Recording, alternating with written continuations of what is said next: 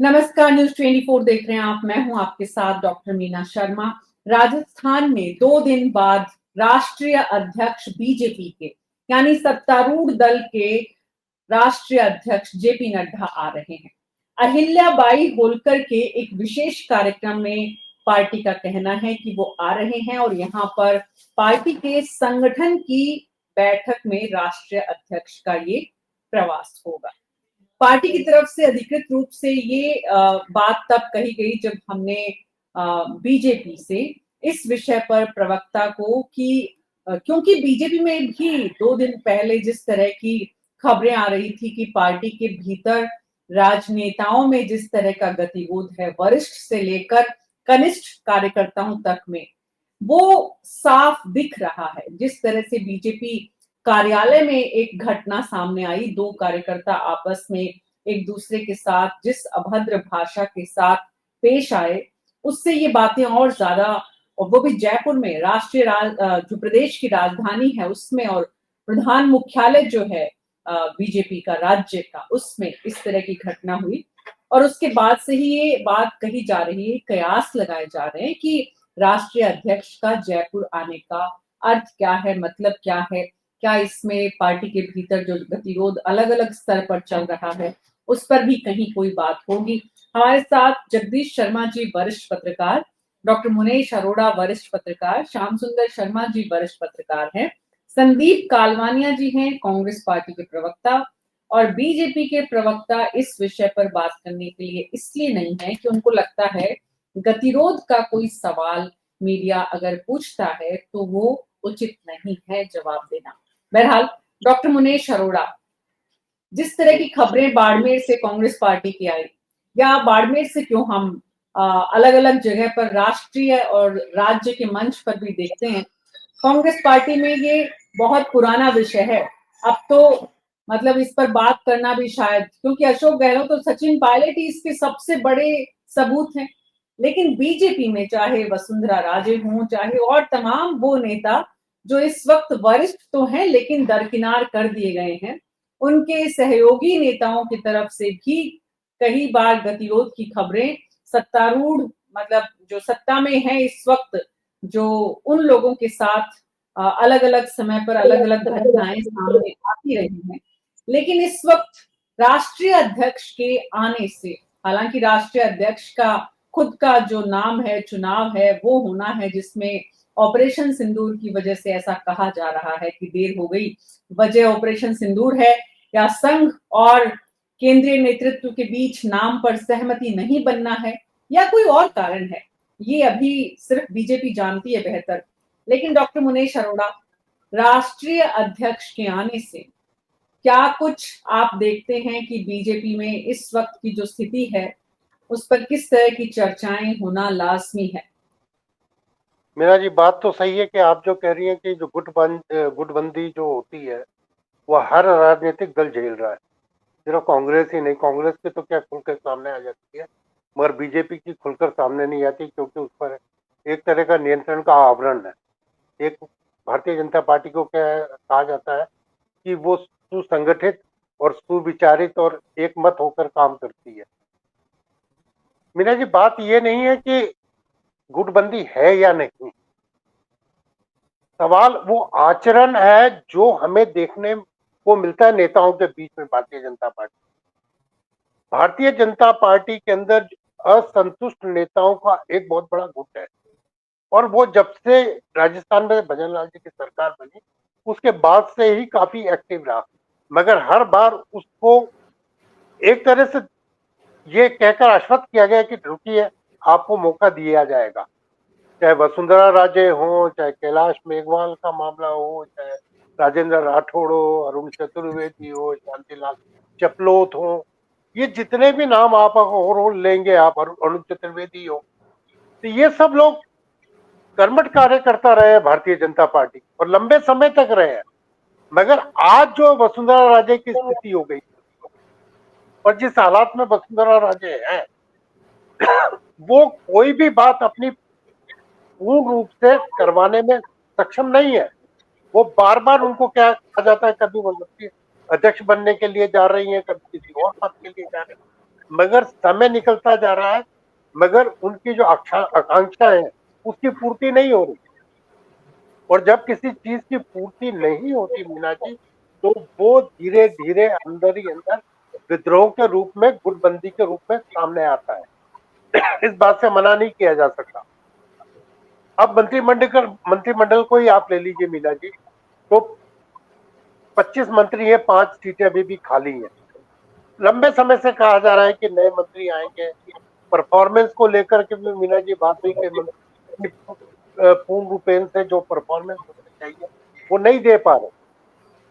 जब वो नहीं दे पा रहे तो उसका असर सरकार की छवि पर भी पड़ रहा है। मगर सरकार बार बार ये कहती है कि थोड़ा रुकिए, हम मंत्रिमंडल विस्तार कर रहे हैं, हम ये कर रहे हैं। और मीना जी सबसे बड़ी बात है कि कई नेताओं को आश्वस्त किया गया है कि जो राजनीतिक पोस्टें होती हैं उन पर उनकी नियुक्तियां होंगी और बहुत जल्दी होंगी, मगर वो जो नियुक्तियां हैं आज तक नहीं हुई। तो ये जो सब लंबी चीजें हैं, जो हालात हैं, वो ये बता रहे हैं कि जो भजन लाल की सरकार है वो पूर्ण रूप से स्वतंत्र रूप से काम नहीं कर रही। अगर वो कर रही होती तो भजन लाल जी अब तक उन पदों पर नियुक्ति कर दी होते, या वसुंधरा जी को पूरी तरह से सेटिस्फाई कर दी होते, पर वो नहीं कर जी सक रहे। या और भी जी। नेताओं को सेटिस्फाई कर रहे, वो भी नहीं सेटिस्फाई नहीं कर सकते। तो ये बात जो आपने इश्यू रखा है कि क्या जेपी नड्डा के आने से उस पर अंकुश लगेगा। हाँ, जेपी नड्डा उसकी कोशिश जरूर करेंगे कि जो वरिष्ठ नेता जो अभी कुछ चल रहे हैं उनको नियुक्तियां मिले, उनको सम्मान मिले, वो पूरे एक्टिव हो, क्योंकि ये रिक्वायरमेंट है नगर निकायों के लिए। अब नगर निकाय के चुनाव आने वाले हैं नवंबर, अब सीमांकन के लिए भी बातें हो रही है। तो जेपी नड्डा को कोशिश तो करनी पड़ेगी। और जिस तरह से देश में भारतीय जनता पार्टी के हालात है, ठीक है ऑपरेशन सिंदूर हो गया, सिंपैथी जनता की उनके साथ है, मगर राजनीतिक दल के जो नेता है वो पद से संतुष्ट होते हैं, इन बातों से संतुष्ट नहीं होते। जनता इन बातों से संतुष्ट हो जाती है, मगर राजनीतिक नेता जो पार्टी के अंदर इतने समय काम करता है उनको पद चाहिए, उनको जी सम्मान चाहिए। चाहे जी। शांतिलाल छपलोत हो, चाहे राजेंद्र राठौड़ हो, चाहे वसुंधरा जी हो, चाहे और जो नाम है अरुण चतुर्वेदी हो, या इनको पद देना ही पड़ेगा और नड्डा जी को इससे कोशिश करना पड़ेगा। जी बिल्कुल। संदीप कालवानिया जी, आजकल हम देखते हैं सचिन पायलट और अशोक गहलोत काफी करीब बैठे हुए नजर आते हैं, बातें भी करते हैं, एक मंच पर भी होते हैं। सत्ता में थे तब कहानी कुछ अलग थी। सत्ता का कुछ ऐसा नशा होता ही है कि जब सत्ता में है तो राजनीतिक दल में ज्यादा गतिरोध देखने को मिलता है। ये जंग सत्ता की है या फिर राजनीतिक दलों की ये फितरत ही है? हालांकि आपके यहाँ से बाड़मेर से जिस तरह की खबरें आई, या बाड़मेर ही क्यों, हम तो यहाँ पर राज्य स्तर पर भी देखते हैं तो टीकाराम जूली डोटासरा के बीच में भी जिस तरह की बातें लगातार, मतलब खुले रूप में कुछ नहीं है, लेकिन जो बॉडी लैंग्वेज है वो सब कुछ बताती है। लेकिन फिर भी सत्ता में ये चीज ज्यादा, ये बात ज्यादा होती है संदीप जी। देखिए मीना जी, जो आपने जो सवाल उठाया है कि कांग्रेस में जो पार्टी और आपने बताया कि बॉडी लैंग्वेज और सत्ता और शासन का, निश्चित रूप से हमारे पार्टी में कोई भी ऐसा गुट नहीं है। सिर्फ वो गुट है तो वो राष्ट्रीय कांग्रेस का है, राहुल गांधी जी का गुट है, तो गुट नहीं है। आप देखिए लगातार हमारी कांग्रेस पार्टी के जो जितने वरिष्ठ नेता हैं, डोटासरा जी हैं, जी नेता प्रतिपक्ष हैं, टीकाराम जूली जी, आप पूर्व मुख्यमंत्री या सचिन पायलट, वो सभी एक साथ संगठित जाने वाले देखा होगा। जो उसमें भी कुछ कुछ संदीप जी आपके यहाँ पर टेक्निकल इशू है, आपका ऑडियो साफ नहीं है। टीम प्लीज एक बार फिर से रिकनेक्ट करिए संदीप जी को और उनका ऑडियो ठीक से सुन पाए सभी लोग। जगदीश शर्मा जी आपके पास आ रही हूँ मैं। जेपी नड्डा आ रहे हैं, लेकिन बीजेपी को लगता है कि राष्ट्रीय अध्यक्ष के आने के कार्यक्रम पर चर्चा नहीं की जानी चाहिए, इसलिए बीजेपी ने अपने प्रवक्ता को नहीं भेजा। अहिल्याबाई होलकर के कार्यक्रम में यहाँ जयपुर राजस्थान आ रहे हैं पार्टी के राष्ट्रीय अध्यक्ष। अहिल्याबाई होलकर का कार्यक्रम तो पूरे देश में आयोजित होगा, लेकिन जयपुर को ही चुना है जेपी नड्डा जी ने, तो कोई तो खास वजह होगी। देखिए मीना जी, ऐसा है ये पार्टी अब कुछ नए नए रूप में आती जा रही है धीमे धीमे। अपनी तब चुनाव के आसपास पहले बहुत बात हुई है कि ये कॉरपोरेट तरीके से ऑपरेट करती है, ये जो है अब नए किस्म की पार्टी हो गई है। लेकिन अब नए नई चीजें आपको ऐसे ही दिखेंगी। होलकर जी का होलकर जी का जो वो मनाया जा रहा है समारोह, वो पहले तो कभी मैंने देखा नहीं सुना नहीं कि भाई होलकर जी का समारोह कोई मनसा हो। तो ये नए नए वो है। और उसके लिए अगर नड्डा जी यहाँ आए हैं तो नड्डा जी कोई ऐसा कारण सामने रखना चाहते थे कि जिसके लिए कि ये पीछे से जो काम असल करने आए वो काम कर सकें और आगे होलकर जी का नाम हो सकता है। इनके हाथ में जो है हो सकता है सरकार के और संगठन के पदों को भरने, जैसा कि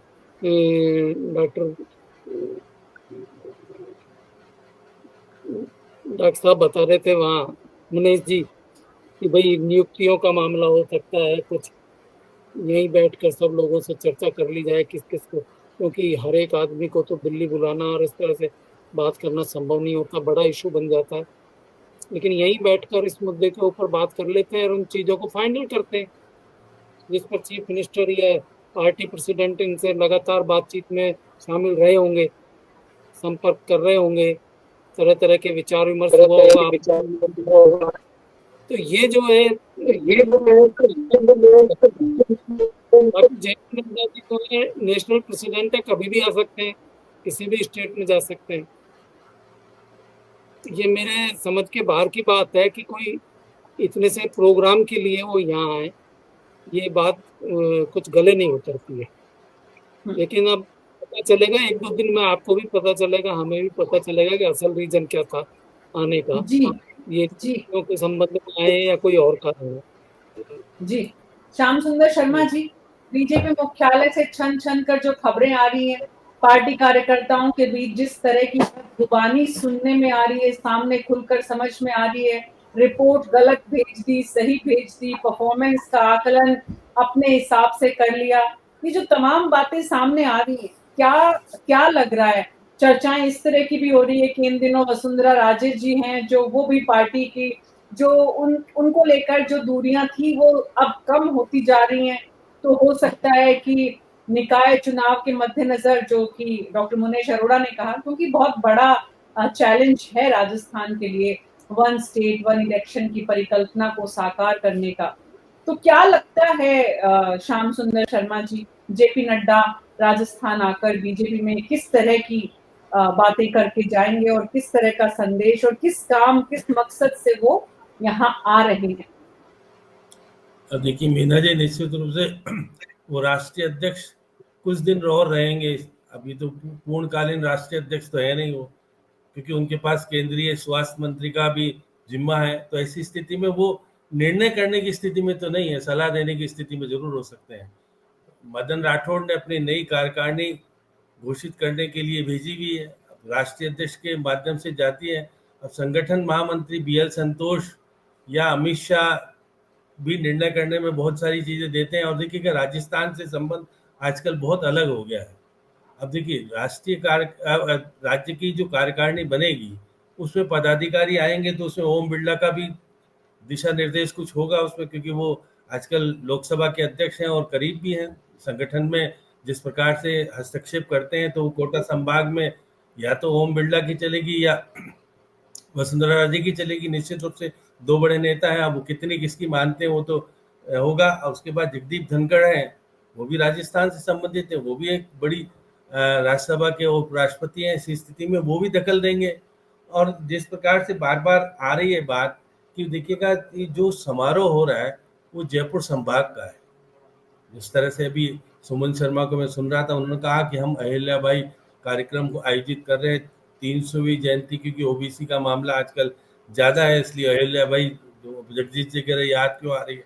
आजकल प्रधानमंत्री जो कहते हैं या बाकी के जो कुछ होते हैं, आजकल ओबीसी का वोट बड़ा महत्वपूर्ण है बीजेपी के लिए, इसलिए निश्चित रूप से अहिल्याबाई भी याद आई है। और पूरे देश में मनाया जा रहा है अहिल्याबाई, पहले कोई नहीं जानता था, पहले तो इस बारे में चर्चा ही नहीं होती थी अहिल्याबाई भी कोई भाजपा के लिए महत्वपूर्ण होंगी, और आज महत्वपूर्ण है। पूरे देश में अलग अलग जगह पर अलग अलग हमारी देखिए अलका सिंह भी गई थी, जम्मू कश्मीर गई थी, बहुत सारे नेता अलग अलग जगह जा रहे हैं।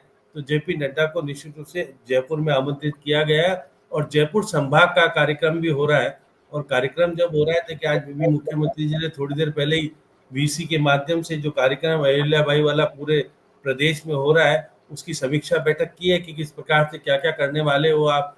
तो निश्चित रूप से ये महत्वपूर्ण कार्यक्रम तो बन गया है। अब देखिएगा जेपी नड्डा का 2 बार पहले कार्यक्रम स्थगित हो चुका है। अब ये देखिएगा 31 तारीख तक होगा नहीं होगा ये भी देखिए पता नहीं पड़ता, क्योंकि 2 बार स्थगित हुआ है कार्यक्रम, अचानक स्थगित हो जाता है। अब अगर नहीं होता है स्थगित तो क्या मुख्यमंत्री जी से भी कोई बातचीत होगी क्या? मुख्यमंत्री जी की भी मंत्रिमंडल में फेरबदल की बात आ रही है।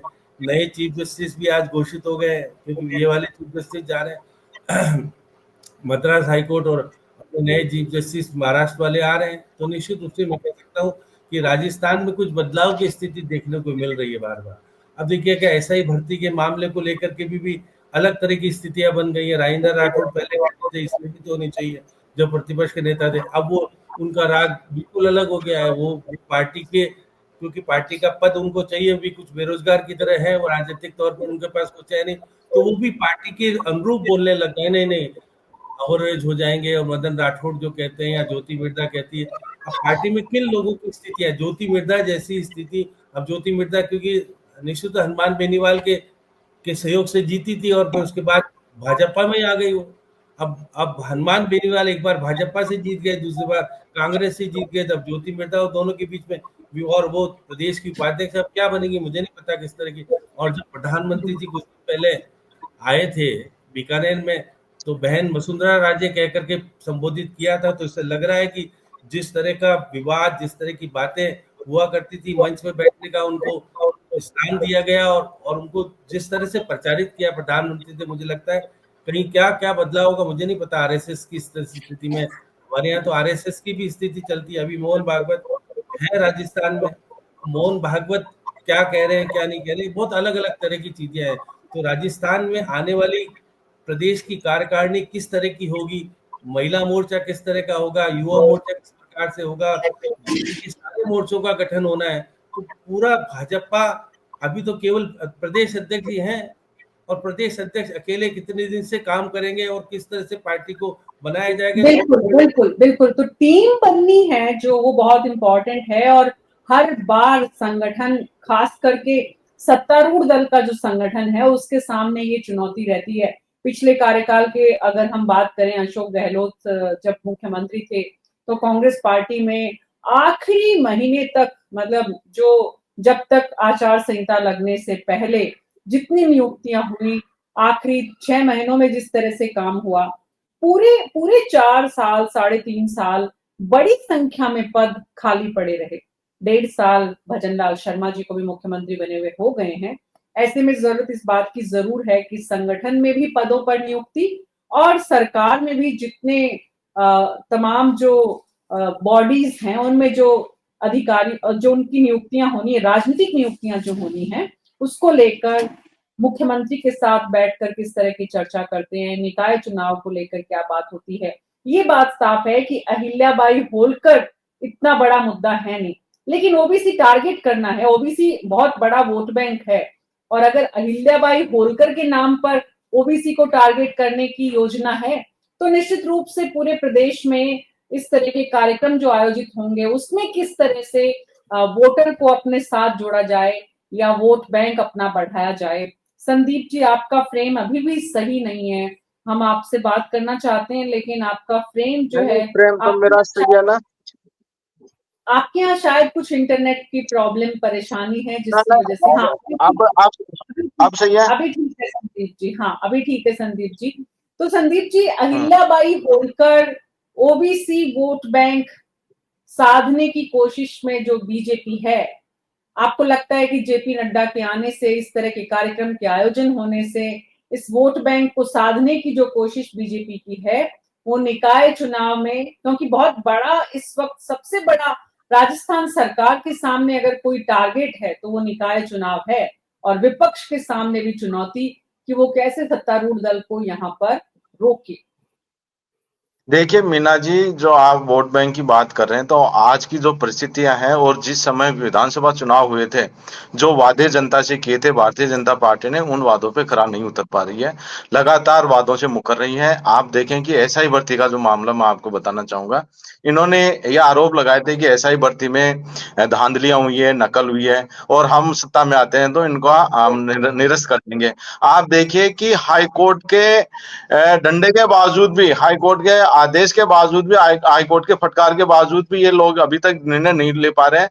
तो निश्चित रूप से इस सरकार में निर्णय लेने की क्षमता नहीं रही है, क्योंकि मुख्यमंत्री जी खुद मुख्य पर्ची से बने हुए हैं, और जो भी निर्णय हो रहे हैं राजस्थान में, वैसे इस बार तो लगभग इनके 16-17 महीने में कोई डिसीजन नहीं हो पा रहे हैं। इन्होंने जो पंचायत राज का पुनर्गठन करने का काम शुरू किया था, उस पर भी ऑनरेबल हाईकोर्ट ने रोक लगा दी है। तो आप देखें कि जो पंचायत चुनाव भी ये समय पे नहीं करा पा रहे, तो जो जनता से जो वादे किए गए थे, चाहे जेपी नड्डा जी आए, चाहे दूसरे नेताजी आए, इनका जो धरातल पे जो इन्होंने जनता से वादे किए थे, आज जो सत्ता में बैठे हैं, वो उनसे पूरी तरह से विफल है।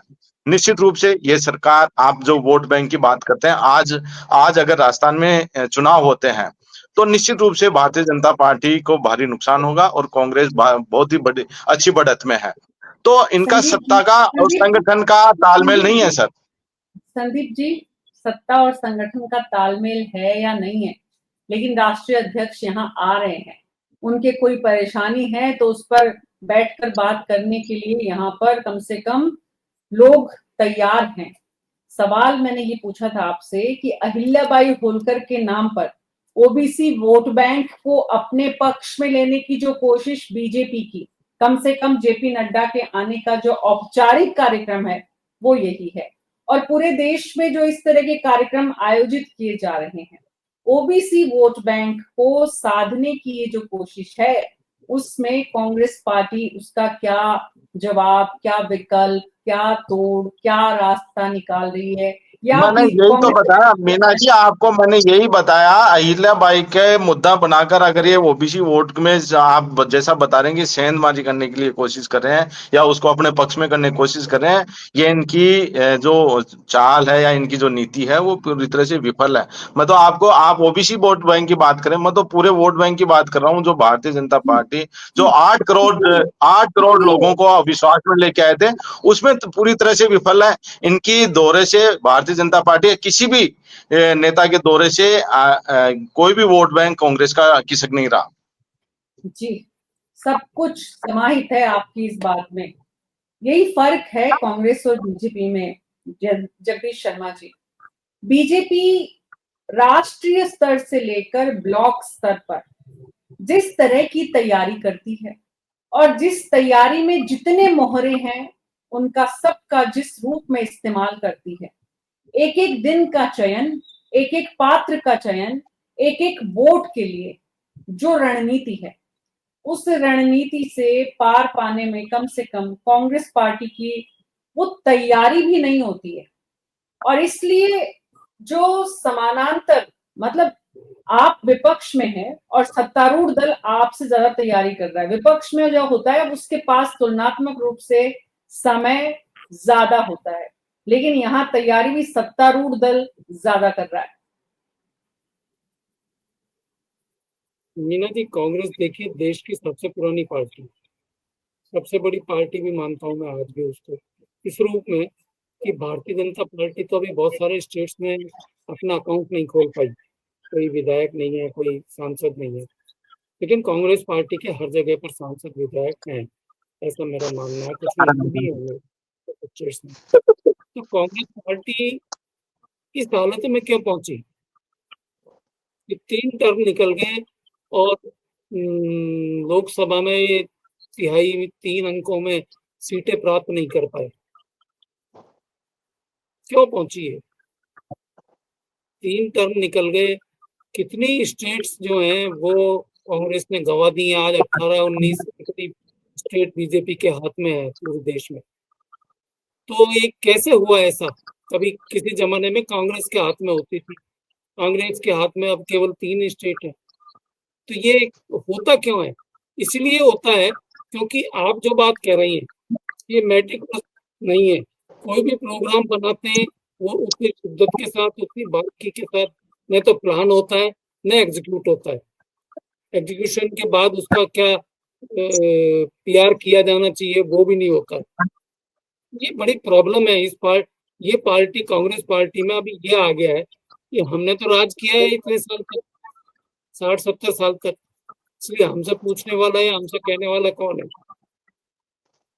जबकि भारतीय जनता पार्टी 3 टर्म से केंद्र में सत्तारूढ़ होते हुए और 18-19 स्टेट्स में सत्तारूढ़ होते हुए भी इसको देखिए कितनी मेटिकुलस तरीके से एक एक वोट को प्राप्त करने के लिए प्रोग्राम बनाती है। अहिल्याबाई होलकर तो जो है मूल रूप से मराठा समुदाय है वो, जिसको लेकर और मध्य प्रदेश में उनका रोल ज्यादा था। तो इतना इस लीडर को भी उन्होंने पकड़ लिया और पकड़कर इसकी जयंती मना रहे हैं, इनके एनुअल उसमें हो रहा है। तो वो प्रोग्राम इतनी मेटिकुलस तरीके से बनाया जा रहा है, जैसा कि मैं इसमें देखूं कि नेशनल प्रेसिडेंट राजस्थान से उसको स्टार्ट करवाने के लिए प्रोग्राम तय करवाने आए हैं। तो ये पार्टी की ताकत है, पार्टी का तरीका है। इन्होंने देख ही लिया है कि हमको कैसे काम करना है और वो काम इतना सुदृढ़ तरीके से होता है। एक एक नाम होता है, एक एक प्रोग्राम की उन्हें पूरी मिनट्स बनती हैं और सब कुछ रिकॉर्ड पे होता है। जो जो कंसर्न लोग हैं सबको भेजा जाता है उसको, तो उसके ऊपर कार्रवाई होती है। तो ये इसलिए है, पार्टी इसलिए आगे बढ़ गई कि कांग्रेस जो है अब ये सब चीजें छोड़ चुकी है। कांग्रेस में अब उस तरीके का नहीं है, छीना झपटी बहुत होती है, एक दूसरे को नीचा दिखाना, ये करना, ये सब कुछ तो चलता रहता है। लेकिन as a political party Congress party को, जैसे राजस्थान का ही अपन उदाहरण ले, राजस्थान में उसको क्या क्या करना चाहिए ये वो हमेशा नहीं सोच पाते। राजस्थान में कुछ करने के लिए बहुत ही बड़ा कभी इशू बन गया 6 महीने में, साल भर में एक तो रैली वैली कर ली या कोई सभा कर ली बड़ी तो होती है, वरना कुछ नहीं, फिर केवल बयान होते हैं और कुछ नहीं होता है, बयानबाजी होती है। जी डॉक्टर मुनेश अरोड़ा, बिल्कुल डॉक्टर मुनेश अरोड़ा, विपक्ष में जो पार्टी है उसके पास बहुत सारे जनता के मुद्दे हैं जिनके जरिए वो जनता के साथ संवाद भी स्थापित करता है और सरकार पर दबाव भी बनाता है। लेकिन सत्तारूढ़ दल के पास ऐसे अपने पार्टी और संगठन को मजबूत करने के तुलनात्मक रूप से जो है वो कम कारण होते हैं। लेकिन जिस तरह से बीजेपी ये कारण बनाती है उसके बीच भी पार्टी में एक बहुत बड़ी परेशानी इस वक्त देखी जाती है। पुराने दिग्गज नेता जो हैं और यहाँ तक कि जो नए नेता भी हैं, एक बीजेपी में इतना बड़ा जो कुनबा बनाने का जो निरंतर प्रयास है, उससे एक आइडेंटिटी क्राइसिस पार्टी के भीतर वरिष्ठ नेताओं का भी कहीं ना कहीं दिख रहा है कि भाई अब हमारा क्या होगा। तो और उसी वजह से जब इस तरह की एक्टिविटीज सामने आती है कि गतिरोध की बातें आती हैं, बदजुबानी की बातें आती हैं, एक दूसरे को देख लेने की बातें आती है कि मैं तुमको देख लूंगा और तुम मुझे देख लेना, तो ये दोनों चीजें साथ साथ चल रही हैं बीजेपी में इस वक्त। एक तरफ अपना वोट बैंक या अपना संगठन मजबूत करने का निरंतर प्रयास, चाहे इस तरह के आयोजनों के माध्यम से, और दूसरी तरफ पुरानी पीढ़ी का आइडेंटिटी क्राइसिस कि अब वो कैसे अपने अस्तित्व को बचाए रखें। बिल्कुल मीना जी, बात सही कही आपने। बिल्कुल अभी आप जो जिला अध्यक्ष चुने गए हैं पूरे राजस्थान के अंदर, उसमें जो पुराने जिला अध्यक्ष थे या जो पुरानी पीढ़ी के जो लंबे तक कार्य करता रहते, वो कहीं ना कहीं साइड ट्रैक हुए। बीजेपी में एक सबसे बड़ी बात मीना जी है कि जो आइडेंटिटी क्राइसिस की आप बात कर रही है, वहां लोग रिवोट नहीं करते, साइलेंट हो जाते हैं। वो जो साइलेंट हो जाते हैं तो वो साइलेंट खतरनाक है पार्टी के लिए, क्योंकि पार्टी उनके सम्मान को तो रक्षा कर नहीं रही।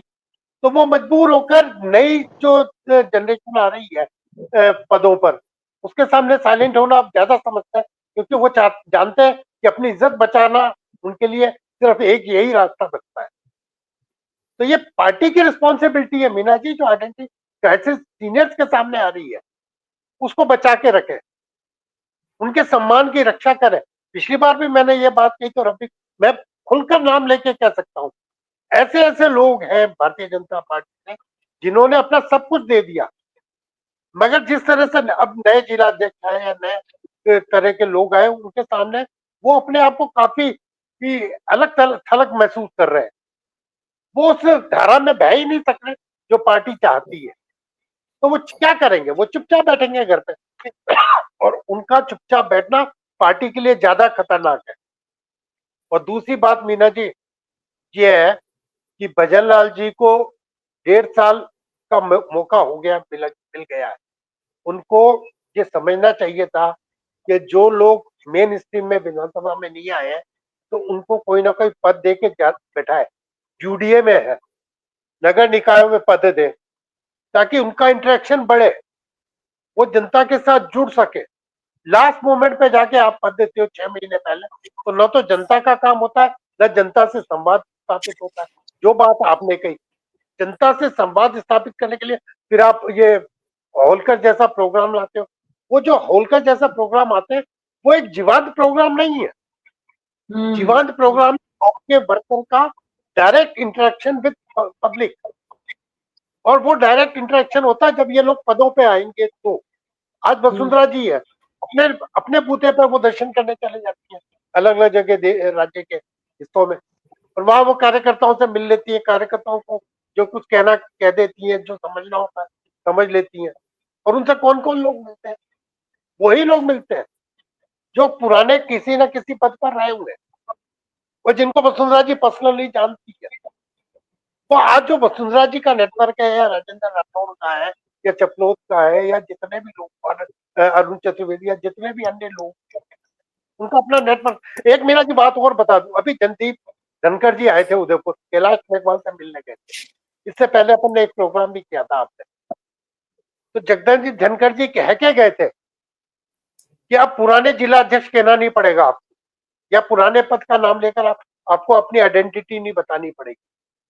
तो मैंने कहा भी था एक बार आपके प्रोग्राम में कि जगदीप धनखड़ का ये मैसेज बहुत बड़ा मैसेज है राजस्थान के कार्यकर्ताओं के लिए, मगर उसके बाद भी टाइम निकल गया। तो पार्टी क्यों गेयर अप नहीं हो रही जी? तो जो नड्डा का ये प्रोग्राम है, वो जरूर वो जो संदेश है, जी पूरी करें अपनी बात जल्दी से। तो वो जो नड्डा धनखड़ जी उपराष्ट्रपति जी का मैसेज है, वो जेपी नड्डा जी पूरी करेंगे। जो पार्टी में इंटरनल सोच चल रही है, ये ठीक है कि होलकर का प्रोग्राम होना, जनता के बीच में एक मैसेज देना है, मगर असली जो ताकत है वो वर्कर है, वर्कर का सम्मान है, वर्कर को पोस्ट देना है, और उस पोस्ट से इंटरेक्शन पब्लिक से कायम करना और पब्लिक को राहत देना, वो इम्पोर्टेंट है मीना जी। हो सकता है जेपी नड्डा तक ये मैसेज पहुंचे और वो इस पे काम करेंगे। श्याम सुंदर शर्मा जी, जो बात डॉक्टर मुनेश अरोड़ा ने की है, क्या वाकई में जेपी नड्डा की यात्रा से वो ये संदेश दे पाएंगे? मीना जी, जेपी नड्डा का राजस्थान से संबंध बड़ा गहरा है, समधी हैं। दोनों लड़कों की शादी जयपुर में हुई है। अब मेरे को तो लगता है कोई व्यक्तिगत कार्यक्रम होगा तो एक कार्यक्रम और बना लो, महिला अहिल्याबाई वाला कार्यक्रम कर लो, मुझे ऐसा भी लगता है। क्योंकि देखिएगा जयपुर में समधी है, वो कोई ना कोई व्यवहारिक कार्यक्रम होगा, कोई पुराना कार्यक्रम होगा, तो उसको लेके भाई जेपी नड्डा जी आएंगे तो सही, तो अपन क्यों नहीं जयपुर संभाग का एक कार्यक्रम बना लो, जयपुर संभाग का कार्यक्रम बनाए। इसलिए बहुत राजनीतिक तौर पर कोई फैसला हो जाएगा मुझे लगता नहीं जेपी नड्डा, क्योंकि आउटगोइंग वाले हैं, इनकमिंग वालों की बिल्कुल बहुत अहमियत होती है। बहुत इंपॉर्टेंट बात जी। बहुत बहुत शुक्रिया आप सबका। यही वजह है शायद कि पार्टी ने अपने प्रवक्ता को भेजना भी मुनासिब नहीं समझा कि ठीक है अब नड्डा जी तो जा रहे हैं, उनके आने से, अहिल्याबाई होलकर के कार्यक्रम आयोजित हो जाने से पार्टी में गतिरोध खत्म होने का कोई ज्यादा संबंध है नहीं। तो इसलिए पार्टी ने सोचा कि जरूरी नहीं है कि प्रवक्ता को भेजा जाए और पार्टी के भीतर चल रहे इस तरह के प्रकरणों की कहीं कोई चर्चा या बचाव करने की नौबत भी आए। बहरहाल बीजेपी इस वक्त खुद को दुनिया की सबसे बड़ी पार्टी कहती है। ऐसे में बीजेपी की जिम्मेदारी है कि वो हर विषय पर अपने प्रवक्ताओं को भेजकर जनता के मन में चल रहे सवालों को जो है उनका जवाब दें और अपनी बात रखें। ऐसे भागने से मैदान छोड़कर समाधान नहीं होगा। बीजेपी के प्रवक्ता और बीजेपी के मीडिया सेल इस बात को जरूर समझें। हर तीसरे दिन प्रवक्ता नहीं भेजने का चलन बंद करें। और आम जनता के सवालों पर जवाब देंगे तो ज्यादा बेहतर होगा। राष्ट्रीय अध्यक्ष आवे, सेलिब्रेशन का दिन है, बताएं आकर अहिल्याबाई होलकर के कार्यक्रम में क्या कुछ होगा, क्या कहा जाएगा, क्या सुना जाएगा, क्या एजेंडा है, कौन कौन शामिल होगा, कितने समय कार्यक्रम चलेगा। बहरहाल ये पार्टी को सोचना है, हमारा काम उन्हें याद दिलाना है। न्यूज़ 24 पर अभी मेरे साथ इतना ही। नमस्कार।